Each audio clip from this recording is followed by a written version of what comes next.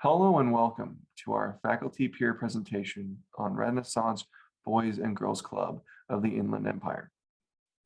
I am joined here by my two colleagues, Susanna Kim and Hannah Dekalongan, to discuss our service learning site. Firstly, let's take a moment to discuss the basics of our project site's population. The Renaissance BGIE population is comprised of mainly 5 to 12-year-old participants, ranging from K through 6th grade. Our facilitator informed us that we should expect no teenagers at our site, despite it being an all ages site. We expect to encounter around 15 participants at the Renaissance facility. The ethnic breakdown of our participants, according to the facilitator, will be approximately 70% African American, with the other 30% being Hispanic or Spanish speaking.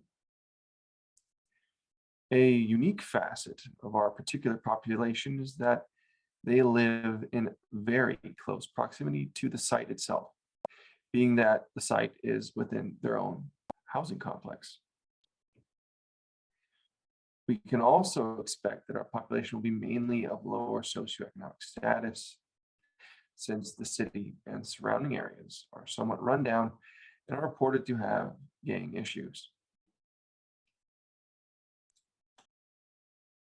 So some of the needs that were mentioned during a lit review, as well as our needs assessment, was that our site coordinator wanted us to address healthy habits. This encompasses both physical and mental habits to help them to learn to be better citizens as part of their community. She also stated that she would want the children to do well physically, mentally, and emotionally, especially due to the recent pandemic-related anxiety. Additionally, the site coordinator wanted us to teach the children that although they come from a lower socioeconomic status, they should still learn to give. She wants us to make sure that the children understand that it's not always about receiving, but also giving. The site coordinator also highlighted the importance of teaching the children to be kind citizens and to be proactive when they see injustice. Additionally, she wants the children to not judge individuals by the way they look or what they have.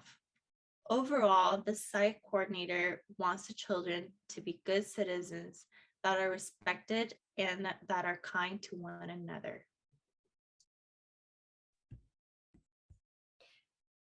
We wanted to build our program to meet the needs that were most important. Based off of the needs that Susanna just stated, we decided to focus on building character for good citizenship through life skills that they can utilize for positive community participation, which Susanna will touch on a little bit more later. Getting the kids up and about was a priority for us. Because of that, our program will consist of team activities, active ways to self-reflect, arts and crafts, and show and tell activities, all focused on building good character and giving back to their peers and community. We wanted to emphasize the importance of learning, retaining, and applying these skills. So we came up with the idea of building a pyramid. Each week, our program touches on a different skill: teamwork, self-regulation, service to others, honesty, and resiliency are just a few examples. And we all know kids. Information goes in and then out the next second. We wanted to make something that they could interact with and have a physical representation of. So, thus the pyramid. The pyramid will be used every week before, during, or after our session with them. In addition to the pyramid, we do have other activities that support the skill that we are learning that week. I'm going to run you through an example of how one of our sessions will go with them. So for example, to start off the lesson, we will ask the kids what they think being a good citizen means. They will then answer by drawing pictures, sticking stickers, or writing what they think it means onto the pyramid. This can also be done during or after to recap. We will then transition into doing a little sock puppet skit, allowing the participants to make their own sock puppets and come up with their own skits on the topic together. At the end, the participants can show their skits with their sock puppets and add more characteristics of being a good citizen to the pyramid if they learned something new during that day. And each week, the pyramid will literally be built, meaning that at the beginning, we're just going to have the base and nothing else. So every week it's going to grow until it's full of every skill they have learned throughout our program, in hopes to get them to see that being a good citizen and having good character requires many skills, which starting with the base of and ending with the top. Many of these activities require the participants to create their own things, interact with each other, and be hands-on in their learning. And this is our hope for them to learn hands-on.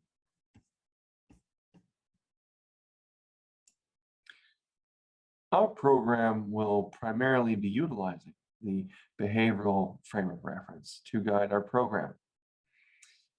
This frame of reference obviously focuses on behavioral aspects of our population. We plan to focus on behavioral modification specifically and use strategies as such to shape their behaviors. Encouraging the participants to use positive adaptive behaviors and decrease negative maladaptive behaviors in their interpersonal relationships as well as in their communities. Encouraging them to be kind, honest, and good citizens to serve their communities. As for our guiding model, we chose the PEO model. Through this model, we plan to mainly use the person aspect to modify the behaviors of our participants.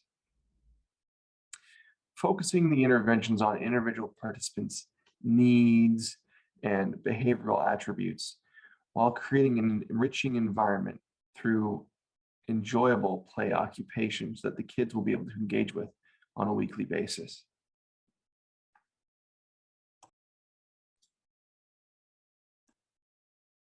Our program's goal for Renaissance participants is for them to be able to develop life skills previously learned in the program, such as resiliency, self-regulation, and teamwork. We hope for the children to facilitate positive social participation and engagement in the child's home, school, and community. As mentioned before, the site coordinator really stressed the importance of being good citizens. That is why we broke down the different characteristics of being a good citizen to each week. That way they can develop those characteristics each week.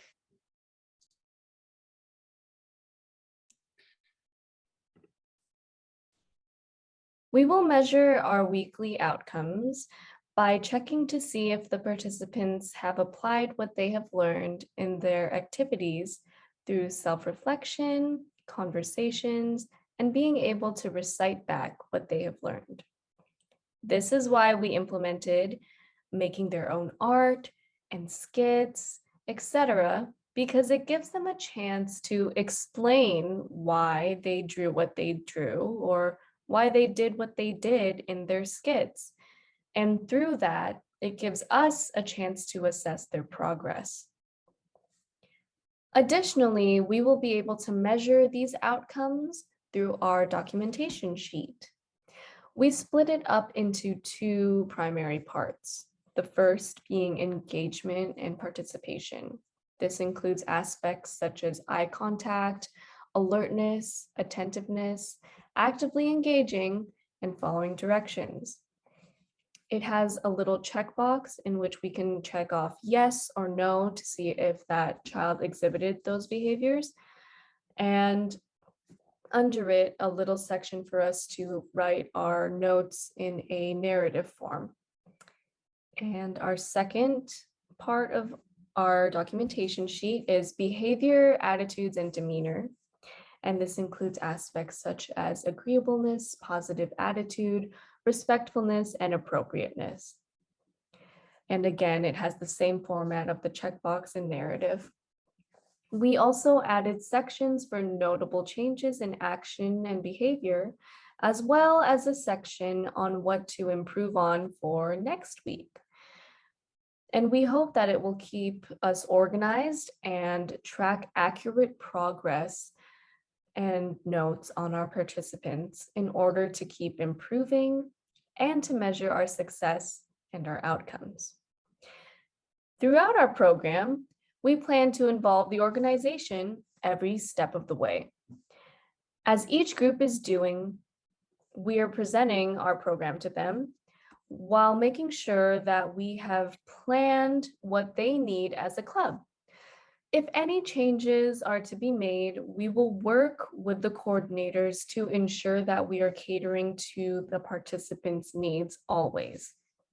And we plan to keep in contact with our BGIE coordinator to see if she has any changes, suggestions, as well as to keep updated with what resources we can or can't use throughout the program. We'll continue to check in throughout the program as well to continue ensuring that we're on the same page.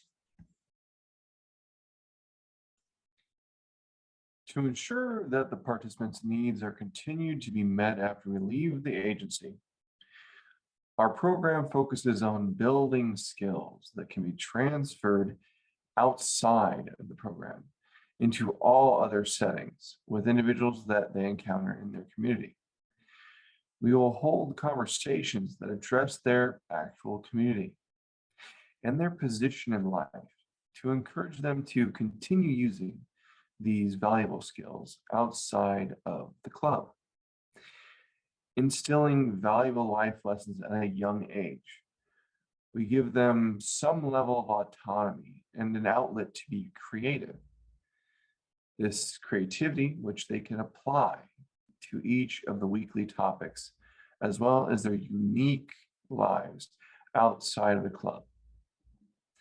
Throughout the program, we'll be emphasizing on the importance of applying these concepts into their lifestyle and not just the few weeks that we are with them. We want them to take these lessons home. We want them to take these lessons to heart.